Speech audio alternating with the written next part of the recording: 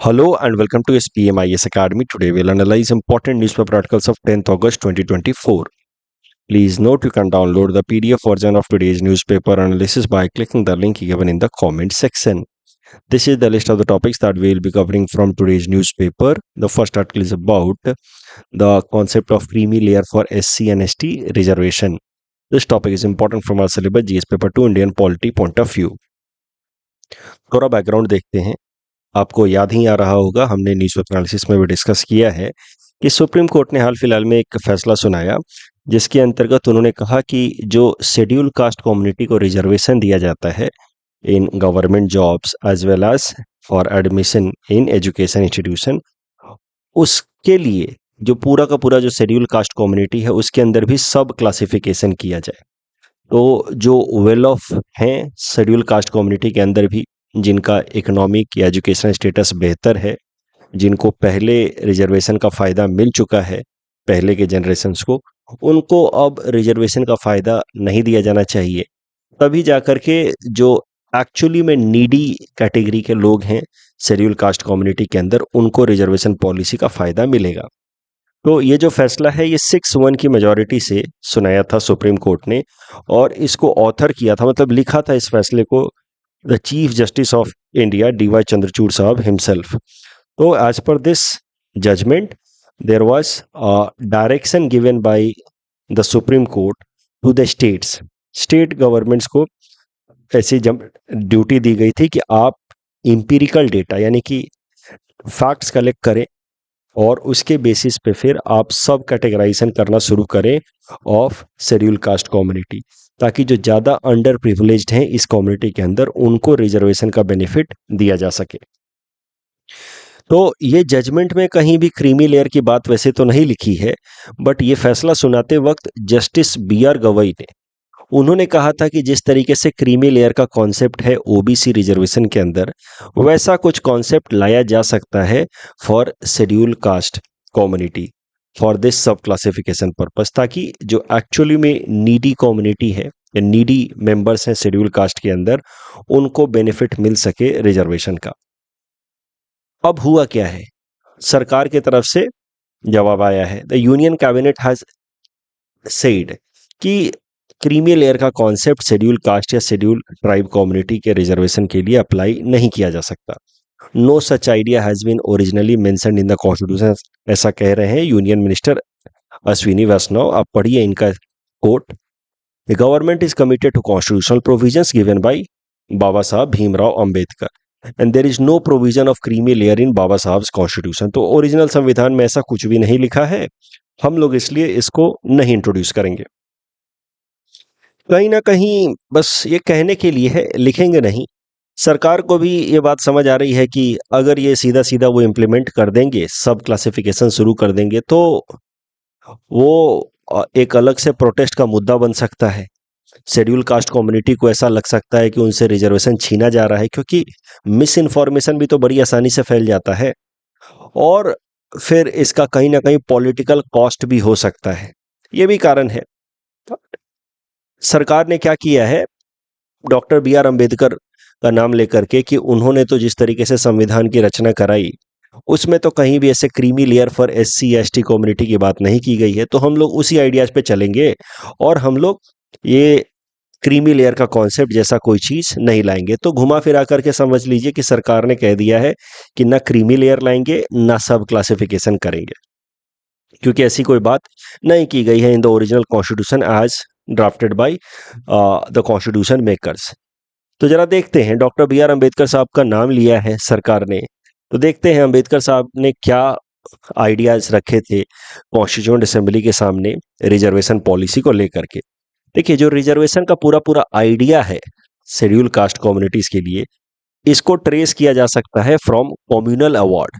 British सरकार ने क्या किया कि एक लिस्ट बनाई ऑफ डिप्रेस्ड क्लासेस, ऐसे लोग जो पिछड़े हुए हैं, जो समाज में मार्जिनलाइज्ड हैं, उनको कहा गया डिप्रेस्ड क्लासेस. उसके अंतर्गत दलित कम्युनिटी भी आया, जिसको बाद में जाकर के शेड्यूल कास्ट कहा जाएगा. दलित कम्युनिटी में उन कम्युनिटी के लोगों का नाम मेंशन किया गया जिनके अगेंस्ट अनटचेबिलिटी प्रैक्टिस की जाती रही है, और इन कम्युनिटी को सेपरेट इलेक्टोरेट प्रोवाइड करने की बात की गई। सेपरेट इलेक्टोरेट का कॉन्सेप्ट आपने हिस्ट्री में जरूर पढ़ा होगा। कैसे पहले मुस्लिम्स के लिए सेपरेट इलेक्टोरेट का कॉन्सेप्ट लाया गया, और जब ब्रिटिशर्स ने देखा कि मुस्लिम्स के लिए जो सेपरेट इलेक्टोरेट का कॉन्सेप्ट है, इससे इंडिया की यूनिटी में कहीं ना कहीं डिवीजन देखने को मिल रहा है। मुस्लिम्स अपने मेंबर्स को चुन रहे हैं, बाकी हिंदूज अपने मेंबर को चुन रहे हैं, तो भारत की यूनिटी को तोड़ने में ब्रिटिशर्स को लगा कि ये सेपरेट इलेक्टोरेट, जहां पे एक पर्टिकुलर कम्युनिटी के मेंबर्स अपने लीडर्स को चुनते हैं, ये कॉन्सेप्ट हेल्पफुल हो रहा है। तो they adopted the same policy of separate electorate in order to weaken the overall Hindu community itself, कि उसके अंदर भी जो सो कॉल्ड डिप्रेस्ड क्लासेस हैं, दलित क्लास एंड ऑल, उनको अलग से सेपरेट इलेक्टोरेट दे दिया जाए कि अब वो अपने नेता अलग से चुन करके भेजेंगे इन द लेजिस्लेटिव बॉडीज। तो सेपरेट इलेक्टोरेट की बात की गई इन द कम्युनल अवार्ड, ये आपने पढ़ा होगा हिस्ट्री के क्लासेस में, जहां पे अब जो मार्जिनलाइज्ड कम्युनिटीज के लोग हैं, जिनको कहा गया depressed classes in this communal award, वो अपने लीडर्स को लेजिस्लेटिव असेंबलीज में, लेजिस्लेटिव बॉडीज में खुद चुन करके भेज सकते थे, और उनकी सीटें फिक्स होती इन द लेजिस्लेटिव बॉडीज। तो ब्रिटिशर्स का आइडिया कहीं ना कहीं इस separate electorate for depressed classes लाने के पीछे रहा होगा, to weaken the Indian national movement. पहले तो हिंदू और मुस्लिम्स के बीच में डिफरेंसेस ला दिए by providing separate electorate for Muslims. अब हिंदुओं के अंदर भी सेपरेट इलेक्टोरेट ला करके हिंदुओं को भी वीकेन करने की कोशिश कर रहे होंगे वो, to further divide the Indian society. ये बात महात्मा गांधी समझ गए। He began fast unto death, मतलब आमरण अनशन पे बैठ गए वो, कि नहीं, सेपरेट इलेक्टोरेट तो डिप्रेस्ड क्लासेस को नहीं मिलना चाहिए। उस वक्त वो यरवदा जेल में थे, पुणे के, और वहां पे उन्होंने अनशन करना शुरू किया, भूख हड़ताल करना शुरू किया अगेंस्ट दिस कॉम्युनल अवार्ड। और जब उनकी तबीयत काफी खराब होने लगी, तो फिर डॉक्टर बी आर अम्बेडकर गए यरवदा जेल में, मिले महात्मा गांधी से, और वहां पे एक पैक्ट साइन हुआ, हिस्टोरिकल पैक्ट, पूना पैक्ट, आपने जरूर सुना होगा, जहां पे doctor Ambedkar while representing the Dalit community agreed कि okay fine, we will not demand for separate electorate but we will settle with reservation. हमारे कम्युनिटी के लोगों के लिए रिजर्वेशन रहे इन द लेजिस्लेटिव बॉडीज, एक फिक्स नंबर ऑफ सीटें हमारे कम्युनिटी के लोगों के लिए दे दी जाए, वोट भले सब लोग करें मिल करके। That is the difference between separate electorate and reservation system. अभी जैसे रिजर्वेशन के अंदर क्या होता है, वोट सब लोग करेंगे। जैसे हम मान लीजिए जिस कॉन्स्टिट्यूएंसी में रहते हैं, वो कॉन्स्टिट्यूएंसी अगर शेड्यूल कास्ट कम्युनिटी के लिए रिजर्व कर दी गई, तो अब इलेक्शन कॉन्टेस्ट करेंगे सिर्फ शेड्यूल कास्ट कम्युनिटी के मेंबर्स, लेकिन वोट हर कम्युनिटी के लोग कर सकते हैं। ये होता है रिजर्वेशन सिस्टम में। सेपरेट इलेक्टोरेट में इलेक्शन भी कॉन्टेस्ट करेंगे उन सीटों के लिए जो शेड्यूल कास्ट कम्युनिटी के लिए रखी गई है, सिर्फ शेड्यूल कास्ट कम्युनिटी के मेंबर्स, और उनके लिए वोट भी करेंगे शेड्यूल कास्ट कम्युनिटी के मेंबर्स ही ओनली। तो सेपरेट इलेक्टोरेट थोड़ा सा ज्यादा डिवाइसिव नेचर का है, बंटवारा करता है, देश को कमजोर कर सकता है इंटरनल डिवीजन करके। इसलिए महात्मा गांधी ने कहा कि नहीं, सेपरेट इलेक्टोरेट नहीं होना चाहिए। और फिर बात जाकर के सेटल हुई after Poona pact on reservation system for the depressed classes, Dalits. तो यहां से शुरुआत हुई बात रिजर्वेशन की। फिर हमारा देश आजाद हुआ और संविधान बनाने की प्रक्रिया शुरू हुई बाय कॉन्स्टिट्यूएंट असेंबली। तो कॉन्स्टिट्यूएंट असेंबली के member doctor B R Ambedkar भी थे। He was elected from Bengal, और he was also made chairman of drafting committee of Indian Constitution। और वहां पे डॉक्टर बी आर अम्बेडकर साहब ने कई सारे, as a member of constituent assembly, उन्होंने अपना ओपिनियन दिया कि रिजर्वेशन की पॉलिसी जो है वो कैसे schedule caste, schedule tribe communities के लिए लाई जानी चाहिए। तो पॉलिटिकल इंस्टीट्यूशंस में, जैसे लोकसभा में रिजर्वेशन की बात तो की ही गई, जैसे पहले से चलता आ रहा था लेजिस्लेटिव बॉडी में। साथ ही साथ schedule caste, schedule tribe community के लोगों के लिए government jobs as well as education institutions में रिजर्वेशन की बात की गई अंडर आर्टिकल 335। ड्राफ्टिंग कमेटी के चेयरमैन थे डॉक्टर बी आर अम्बेडकर साहब। उन्होंने आर्टिकल 335 में, आप कह सकते हैं, बात की गई that the members of schedule caste and schedule tribes will be taken into consideration, their claims will be taken into consideration for government jobs as well as administration education institution, but while maintaining the efficiency of the administration। मतलब administration की efficiency को compromise नहीं करेंगे, उसको maintain करते हुए schedule caste और schedule tribe community के मेंबर्स को हम लोग एक इक्विटेबल फेयर रिप्रेजेंटेशन देने की कोशिश करेंगे in government jobs as well as education institutions. तो इस तरीके से रिजर्वेशन की बात की गई, ना कि सिर्फ पॉलिटिकल इंस्टीट्यूशंस में, लोकसभा या लेजिस्लेटिव असेंबली में, बट गवर्नमेंट जॉब्स में भी और एजुकेशन इंस्टीट्यूशंस में एडमिशन के लिए भी। अब यहाँ जो रिजर्वेशन दिया गया वो पूरा का पूरा शेड्यूल कास्ट कम्युनिटी को दिया गया एक साथ। ये नहीं कि इसमें जो अमीर है उसको नहीं मिलेगा, जो गरीब है उसको मिलेगा, ऐसा कुछ नहीं। The entire segment of scheduled caste community were given reservation. The entire segment of scheduled tribe community were given reservation. तो इसके पीछे लॉजिक क्या है? What is the rational behind reservation given to the entire community? अगर doctor Ambedkar साहब के speeches को हम लोग सुने कॉन्स्टिट्यूएंट असेंबली के फ्लोर पे जो उन्होंने दिए हैं in favour of reservation policy, तो उन्होंने कहा है कि देखिए, हिस्टोरिकल इनजस्टिस तो सारे कम्युनिटीज, सारे मेंबर्स को झेलना पड़ा है, चाहे वो अमीर हो, गरीब हो, पढ़ा लिखा हो, अनपढ़ हो। अनटचेबिलिटी तो सबने झेला है। तो जब अनफेयर ट्रीटमेंट सबके साथ हुआ है, तो फिर पॉजिटिव डिस्क्रिमिनेशन या beneficial treatment in order to address that historical injustice should also be available to all. उसके अलावा उन्होंने कहा कि जी देखिए, डॉक्टर अंबेडकर साहब ने खुद का ही एग्जाम्पल दिया। He on the floor of constituent assembly gave his own example कि मैं खुद पढ़ा लिखा हूँ, लॉयर हूँ, और रिलेटिवली एक अच्छे इकोनॉमिकली अच्छे परिवार से भी हूँ, despite being a Dalit community member. But lawyer होने के बावजूद भी मुझे कहीं किसी अच्छे लॉ फर्म में नौकरी नहीं मिली। क्यों? क्योंकि मेरे खिलाफ किया गया डिस्क्रिमिनेशन मेरे जाति को लेकर के। तो अगर कोई दलित कम्युनिटी का यूथ पढ़ लिख भी लेता है, इकोनॉमिकली या एजुकेशनली बेटर ऑफ भी है, फिर भी उसको जॉब्स में उसके अगेंस्ट डिस्क्रिमिनेशन हो सकता है।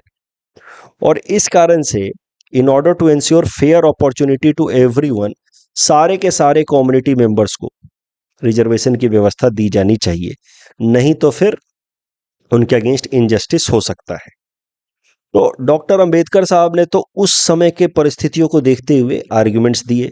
हम बात कर रहे हैं लगभग 75 ईयर्स पहले की, कि चाहे वो ठीक ठाक सा पढ़ा लिखा यूथ हो, चाहे अनपढ़ हो, बेहतर इकोनॉमिक बैकग्राउंड का हो या पुअर बैकग्राउंड का हो, डिस्क्रिमिनेशन तो सबको अगेंस्ट हो रहा है, सबको ही जॉब मिलने में तकलीफ हो रही है, और इनजस्टिस तो सबके अगेंस्ट हुआ है, अनटचेबिलिटी तो सबके अगेंस्ट हुआ है, इसलिए सबको ही रिजर्वेशन की व्यवस्था मिलनी चाहिए। इसी कॉन्टेक्स्ट में उन्होंने एक कोट भी दिया, caste is an enclosed class. एक पर्टिकुलर कास्ट के लोग या पूरा का पूरा जो शेड्यूल कास्ट के लोग हैं, ये अपने आप में एक क्लास है। सबको एक पर्टिकुलर तरीके के अनफेयर ट्रीटमेंट को फेस करना पड़ता है, इसलिए सबको ही रिजर्वेशन पॉलिसी का बेनिफिट मिलना चाहिए। ये उस हिसाब से, उस वक्त के हिसाब से तो जस्टिफाइड था। बट अंबेडकर साहब का मानना था कि रिजर्वेशन की जरूरत 10-20 सालों बाद नहीं पड़ेगी भारत के अंदर। धीरे धीरे जैसे देश प्रोग्रेस करेगा, कास्ट का जो सिग्निफिकेंस है का ऑन सोसाइटी, वो धीरे धीरे खत्म होने लगेगा। तो doctor Ambedkar had always a dream of annihilation of caste, कि कास्ट का कॉन्सेप्ट ही धीरे धीरे खत्म हो जाएगा। इंटर कम्युनिटी मैरिजेज होंगे, इंटर कम्युनिटी डाइनिंग होगी, तो मिक्सअप जब होंगे सब लोग, तो धीरे धीरे कास्ट सिस्टम खत्म हो जाएगा। उसका इंपॉर्टेंस भी, मतलब उसका जो सिग्निफिकेंस है समाज के ऊपर, इन्फ्लुएंस है समाज के ऊपर, वो भी खत्म हो जाएगा। और जैसे जैसे ये खत्म हो जाएगा, फिर हम लोग रिजर्वेशन की पॉलिसी भी हटा देंगे। तो doctor Ambedkar had an idea कि the caste based reservation is temporary, it will be needed for few years and then later on it should be removed and sole focus should be on merit, जब समाज में cast का impact खत्म हो जाएगा तब। लेकिन जब तक कास्ट का इम्पैक्ट है, कास्ट बेस्ड डिस्क्रिमिनेशन है, तब तक सारे शेड्यूल कास्ट कम्युनिटी के मेंबर्स को रिजर्वेशन पॉलिसी की व्यवस्था मिलनी चाहिए। तो इस तरीके से आप कह सकते हैं कि डॉक्टर अंबेडकर साहब के इस आर्ग्यूमेंट के बेसिस पे जो पूरा का पूरा जो शेड्यूल कास्ट कम्युनिटी है, it turned into one monolithic block. Monolithic block मतलब एक यूनिट बन गया, इस सबको रिजर्वेशन मिलेगा। बट ये जो रिजर्वेशन पॉलिसी है, ये धीरे धीरे बन गया एक पॉलिटिकल इशू, और इसी कारण से जो अंबेडकर साहब ने कल्पना की थी, या उस टाइम के कॉन्स्टिट्यूएंट असेंबली के मेंबर्स ने कल्पना की थी कि धीरे धीरे रिजर्वेशन खत्म हो जाएगा, वैसा हुआ नहीं और ज़्यादा इसका सिग्निफिकेंस बढ़ता जा रहा है। अलग अलग कम्युनिटी के लोग जो हैं वो प्रोटेस्ट करते हैं कि हमें भी रिजर्वेशन की व्यवस्था दी जाए। तो इस तरीके से जिस तरीके रिजर्वेशन के बारे में जो सोचा गया था वैसा हुआ नहीं और रिजर्वेशन एक इम्पॉर्टेंट पॉलिटिकल फिनोमेना बनता जा रहा है इंडिया के अंदर। और रिजर्वेशन ही आज के डेट में बेसिस बन गया है, एक बड़ा कारण बन गया है कास्ट सिस्टम के सस्टेन होने के पीछे, परपेचुएट होने के पीछे। तो कहाँ अंबेडकर साहब ने सोचा था कि रिजर्वेशन दिला करके और धीरे धीरे अपलिफ्टमेंट कराएंगे जो दलित कम्युनिटी है और इंटर कम्युनिटी मैरिजेज होंगी, इंटर कम्युनिटी डाइनिंग होगी तो कास्ट सिस्टम खत्म हो जाएगा। लेकिन नो, अब तो several communities want that distinction to be there ताकि रिजर्वेशन की बेनिफिट मिलती रहे। और इसमें प्रॉब्लम क्या हो रहा है, since the entire community has been considered as one monolithic block, सबको रिजर्वेशन की व्यवस्था मिलेगी। तो हमने पहले भी देखा था कि मान लीजिए कि आईएएस ऑफिसर है शेड्यूल कास्ट से, तो उनके बच्चों को भी रिजर्वेशन की व्यवस्था मिल रही है। इंजीनियर डॉक्टर हैं शेड्यूल कास्ट कम्युनिटी के, तो उनके बच्चों को भी रिजर्वेशन की बेनिफिट्स मिल रही है। So these people who have already taken benefit of reservation policy are deriving benefits of reservation policy generation after generations, and those who actually need the benefit of reservation they are denied. So genuine needy people are denied from benefits of reservation. तो कहीं ना कहीं जिस तरीके से हमारे constitution makers ने सोचा था वैसे रिजर्वेशन की पॉलिसी काम नहीं की और इसी कारण से सुप्रीम कोर्ट ने हाल फिलहाल में इंटरवीन किया जहां उन्होंने कहा कि schedule caste should not be considered as one indivisible monolith and there must be some segregation within them also, sub classification within them also, and there must be beneficial treatment for those who are marginalized even within the scheduled caste community. तो अंबेडकर साहब के view से कहीं ना कहीं थोड़ा सा differ कर रहा है सुप्रीम कोर्ट का view.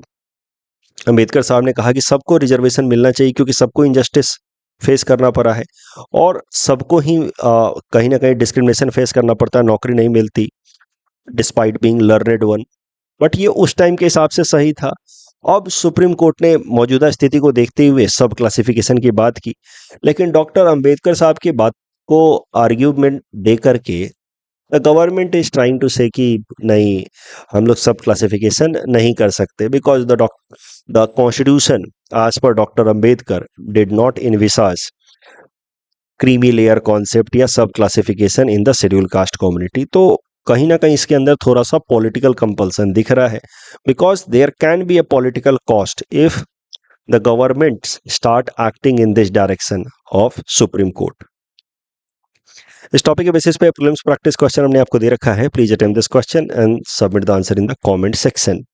The next article is about privilege motion against education minister. This topic is important from our syllabus GS paper 2 Indian polity point of view.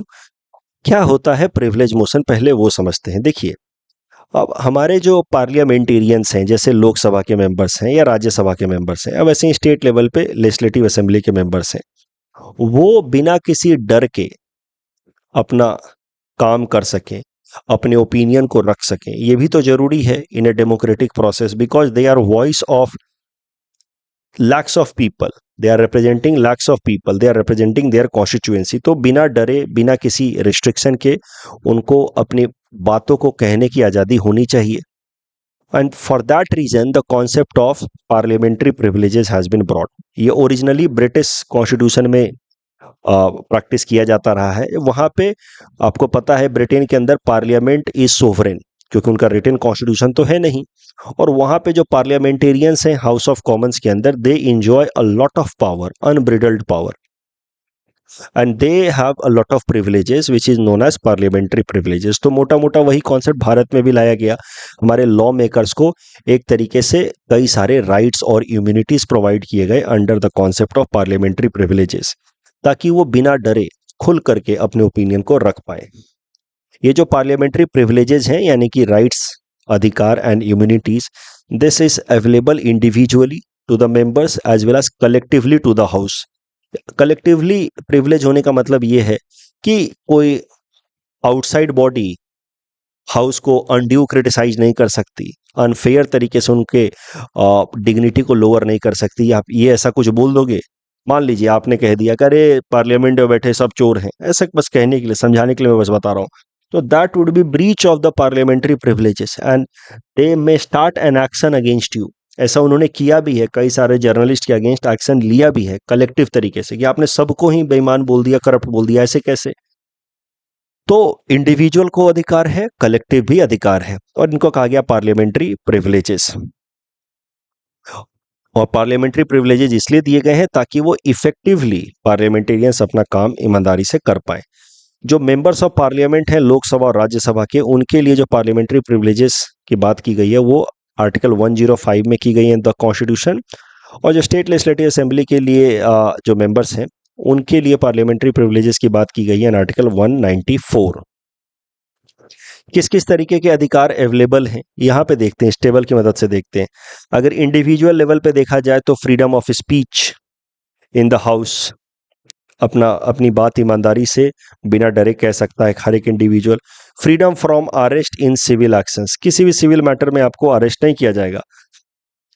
Freedom from jury duty, मतलब jury duty क्या होता है कि court में अगर कोई case चल रहा है और उसमें आपको गवाह की तरह बुलाया जा सकता है, you may be asked to attend a court as witness. अब हमारे आपके जैसे लोगों को अगर विटनेस पे बुलाया गया कि आकर के आपको गवाही देनी और हम नहीं जाते हैं तो that will considered as contempt of court.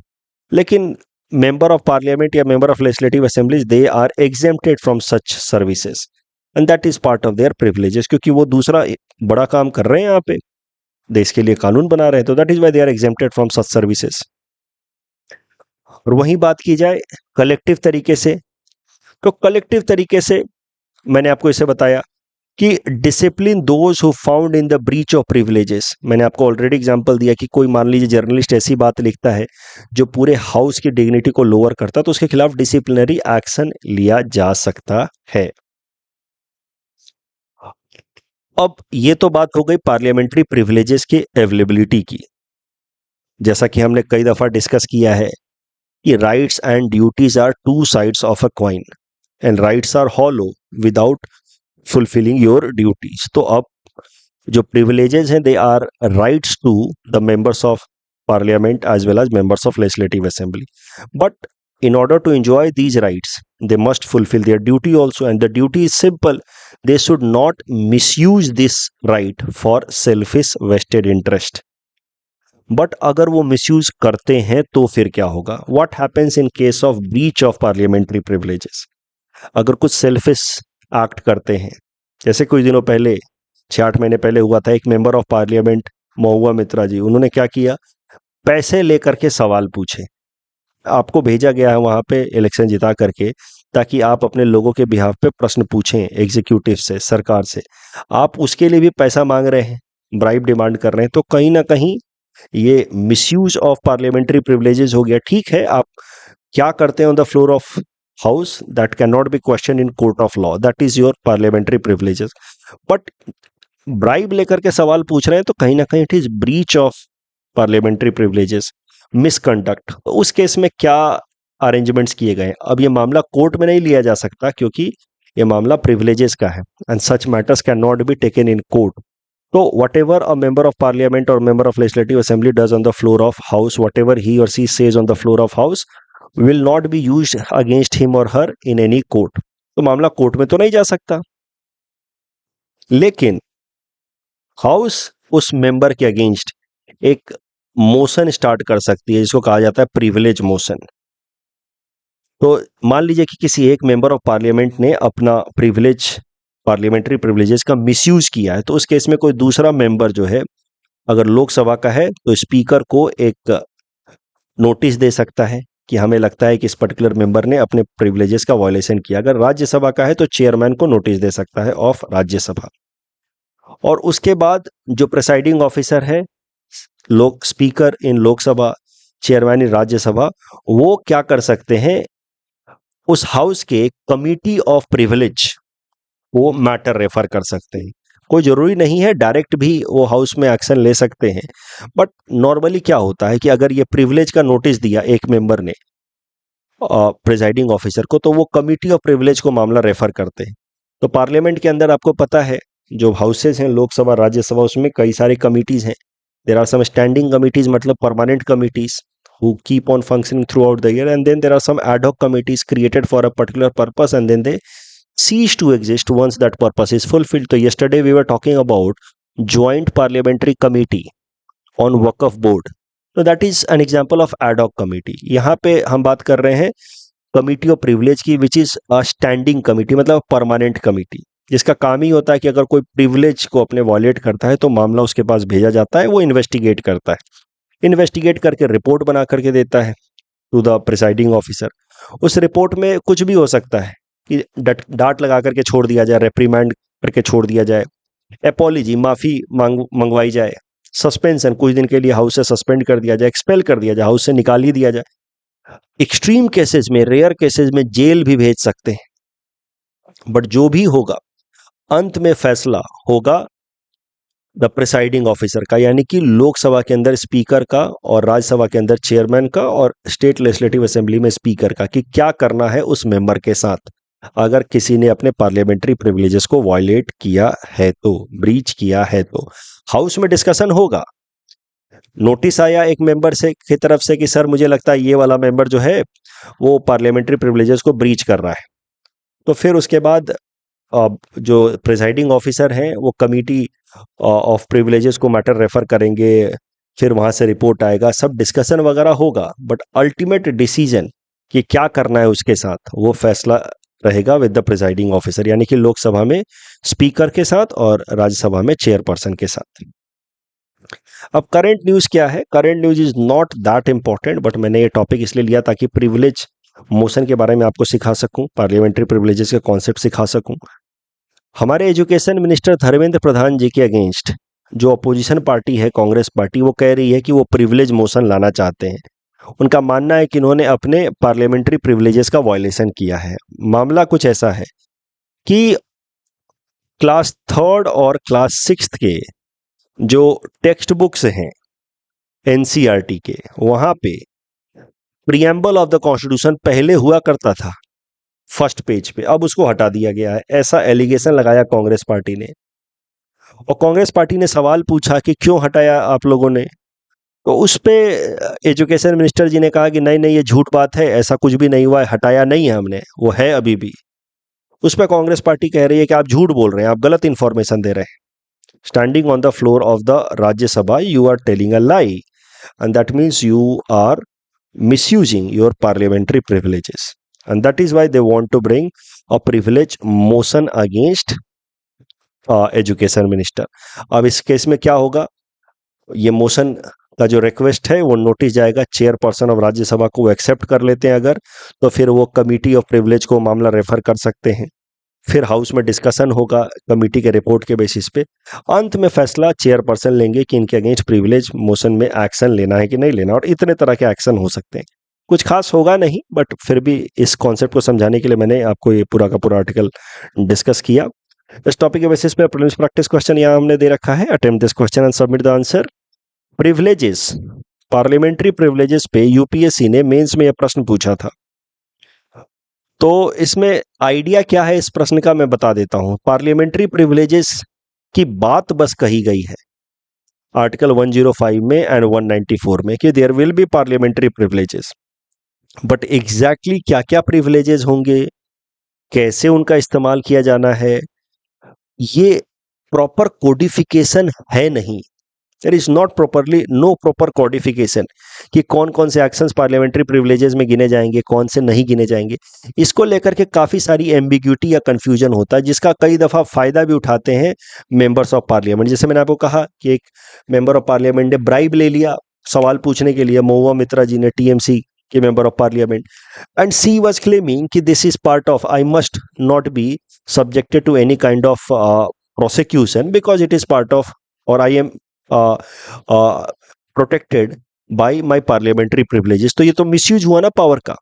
इसी पे प्रश्न है कि since there is no proper codification, इस कारण से एम्बिग्विटी होती है, मिसयूज होता है. उसके लिए क्या किया जाना चाहिए, थोड़ा सा सोचिए, खुद लिखिए, कम से कम 100 से 150 वर्ड तो खुद लिखने की कोशिश कीजिए जितना समझ आया आपको, और फिर एक बार आंसर पढ़ लीजिए, हिंट्स पढ़ लीजिए, और उसके बेसिस पे दोबारा ट्राई कीजिए. इसी तरीके से तो आंसर राइटिंग इंप्रूव होगा। The next article is about new treatment against drug resistant tuberculosis. This topic is important from our syllabus GS paper 3 science and technology point of view. तो tuberculosis एक तरीके की इन्फेक्शन है which happens due to bacteria जिसका नाम है mycobacterium tuberculosis. ये infection mainly lungs को इन्फेक्ट करता है बट बाकी पार्ट्स को भी इन्फेक्ट कर सकता है। ट्यूबरकुलोसिस को प्रिवेंट करने के लिए भारत सरकार ने एक प्रोग्राम चलाया था डॉट्स, जिसके अंतर्गत फ्री मेडिसिन डिस्ट्रीब्यूट कराया जाता है टू टीबी पेशेंट।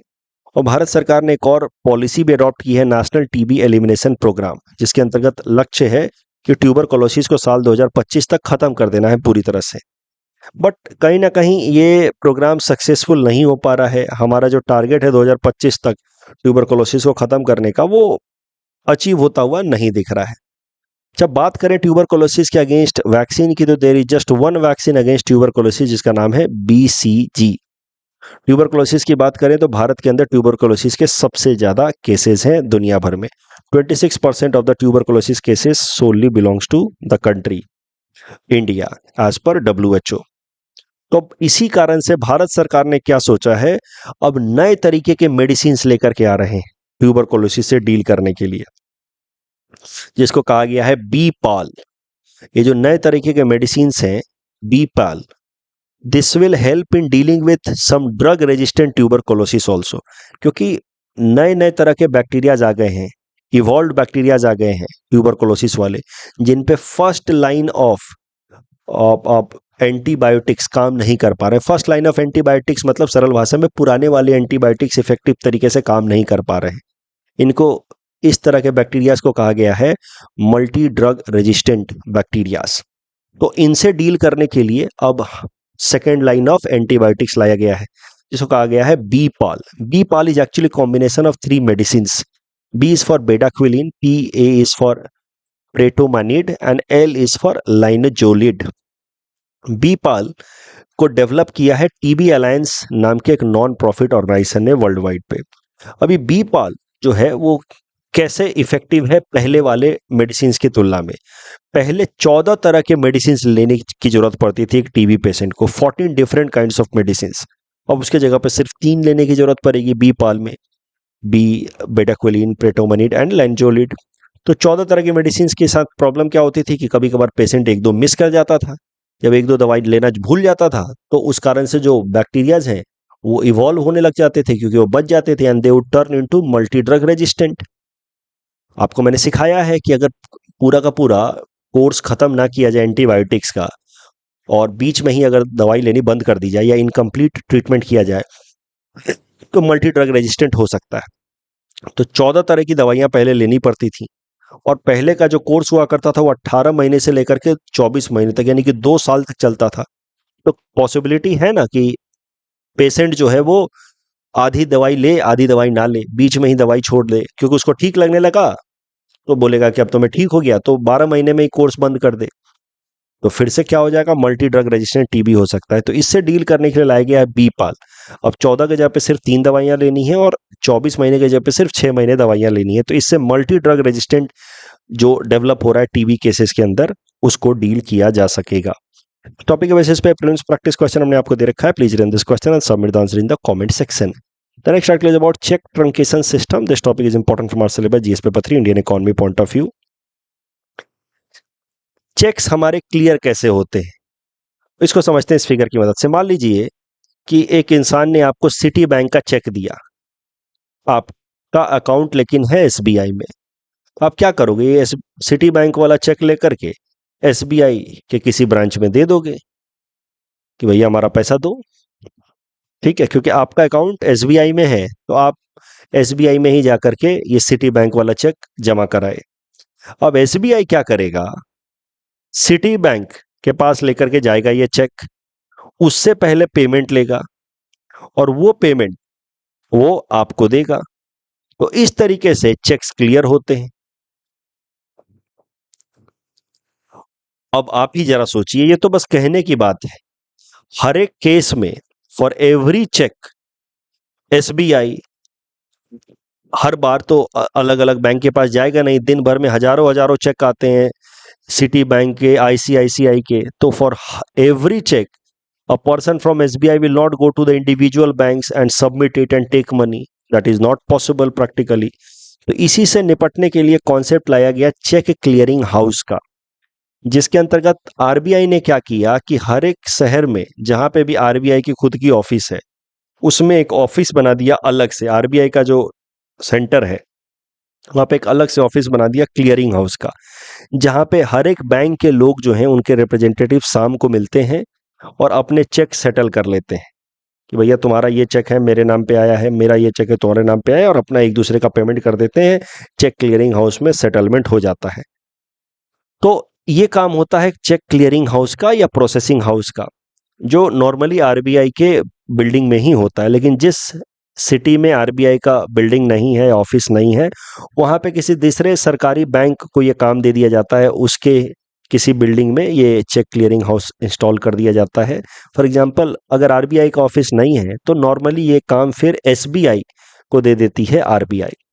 बट ये तो बस कहने की बात है, बट हर इंडिविजुअल केस में आपका बैंक चेक लेकर के अलग अलग बैंक्स के पास नहीं जाएगा। शाम को बैठ करके सारे बैंक्स के लोग उस डिस्ट्रिक्ट के एक जगह इकट्ठा होंगे और अपना चेक क्लियरिंग हाउस में हिसाब किताब सेटल कर लेंगे। बट ये प्रोसेस भी काफ़ी, आप कह सकते हैं, मतलब ओवरवेल्म्ड है। ये प्रोसेस भी काफ़ी ज़्यादा लेंदी है, क्यूम्बरसम है। इसमें भी हजारों हजारों चेक बैठिए, मिलाइए physically, that is also very difficult. और इसमें गलतियां भी होती हैं और डिले भी बहुत होता है। कहने की बात होती है कि शाम को बैठ करके हिसाब कर लेंगे, 5-5, 6-6 दिन तक हिसाब नहीं हो पाता है फिजिकल चेक्स का। तो फिर इससे डील करने के लिए कॉन्सेप्ट लाया गया चेक ट्रंकेशन सिस्टम का, जहां पे अब आपको ले करके नहीं जाना है, फिजिकल चेक को लेकर के नहीं जाना है क्लियरिंग हाउस में। आप अपने यहाँ पे जो भी आपके यहाँ चेक आए, बैंक की बात मैं कर रहा हूँ, उसको क्या करना है, उस बैंक को उस चेक को स्कैन कर लेना है। स्कैन करके उसका एक इमेज निकालना है। प्लस हर एक चेक में एक नीचे में एक डेटा होता है, MICR कोड। वो MICR कोड के साथ उस चेक का इमेज निकाल करके स्कैन करके भेज देना है क्लियरिंग हाउस में, और वहां पे फिर सेटलमेंट हो जाएगा। इस प्रोसेस को कहा गया चेक ट्रंकेशन सिस्टम, जहां पे एक electronic image plus MICR data भेजा जाता है in the clearing house for settlement and payment of checks. This process is faster and safer, of course, as compared to the physical check settlement and payment. MICR code की अगर बात करें तो क्या होता है MICR कोड? देखिए, MICR code जैसे हमारा किसी भी एरिया का पिन कोड होता है, जिससे देखते ही पोस्टमैन समझ जाता है कि ये लेटर इस पर्टिकुलर एरिया का है, वैसे ही हर ब्रांच का अपना एक MICR कोड होता है 9 डिजिट का। और देखते ही आप चेक के नीचे जो आप MICR कोड है देखते ही आप समझ जाएंगे कि इसको किस बैंक के किस ब्रांच ने रिलीज किया है। तो इससे फिर ट्रैक करने में, पेमेंट एंड सेटलमेंट करने में आसानी रहती है। हर एक चेक के नीचे MICR कोड लिखा रहता है, जो बैंक किस बैंक का है और उसके किस ब्रांच ने रिलीज किया है उसका इंडिकेटर है। MICR का फुल फॉर्म होता है मैग्नेटिक इंक कैरेक्टर रिकॉग्निशन। ये जो MICR कोड है, it is made up of, ये जो 9 डिजिट लिखे रहते हैं, they are made up of iron oxide. तो इसको आराम से चेक ट्रंकेशन सिस्टम में ये जो मशीन्स लगे रहते हैं वो MICR कोड को आराम से रीड कर सकते हैं, और उसके बेसिस पे वो इंश्योर कर लेते हैं कि चेक कहाँ का है और किसको पेमेंट करना है। तो ये तो बात हो गई चेक ट्रंकेशन सिस्टम। लेकिन प्रॉब्लम क्या है कि चेक ट्रंकेशन सिस्टम में भी 2 दिन तक का टाइम लग जाता है क्लियरेंसेस में, क्योंकि उसमें भी काफी लैग हो जाता है। बहुत सारे चेक्स आजकल हो रहे हैं, तो चेक ट्रंकेशन सिस्टम में भी लैग हो जाता है, उसमें भी 2 दिन का टाइम लग जाता है। तो अब आरबीआई लेकर के आई है नया कॉन्सेप्ट, जिसका नाम है continuous clearing of cheques under cheque truncation system. This continuous clearing of cheques under cheque truncation system जब ये इंप्लीमेंट हो जाएगा, तो 2 दिन जो नॉर्मली अभी भी टाइम लगता है, उसके बदले में अब चेक्स कुछ घंटों में ही क्लियर हो पाएंगे। तो check clearances within few hours will be possible after few days once the check truncation system is further upgraded into continuous clearing of checks under check truncation system. इस टॉपिक के basis पे prelims practice question हमने आपको दिया है। Please attempt this question and submit the answer in the comment section. Mohammad Yunus से related सवाल था कि इनमें से कितने स्टेटमेंट्स सही हैं। तो पहला स्टेटमेंट सही है, दूसरा भी सही है, तीसरा स्टेटमेंट गलत है, he was not a president of Bangladesh since 2022। Fourth statement सही है। तो तीसरा बस गलत है, बाकी तीन सही हैं, तो correct answer will be option C. And इसमें तो सीधा सीधा जवाब होगा अगरतला। ज्वाइंट पार्लियामेंट्री कमेटी को लेकर के जो प्रश्न था, इसमें 1 and 3 is right, 2 and 4 is wrong. WPI को लेकर के जो कल मैंने प्रश्न दिया था, उसमें थोड़ा सा अरेंजमेंट में गड़बड़ हो गया था, ये है मेन प्रश्न, और इसका जवाब होगा 1 and 2 ओनली।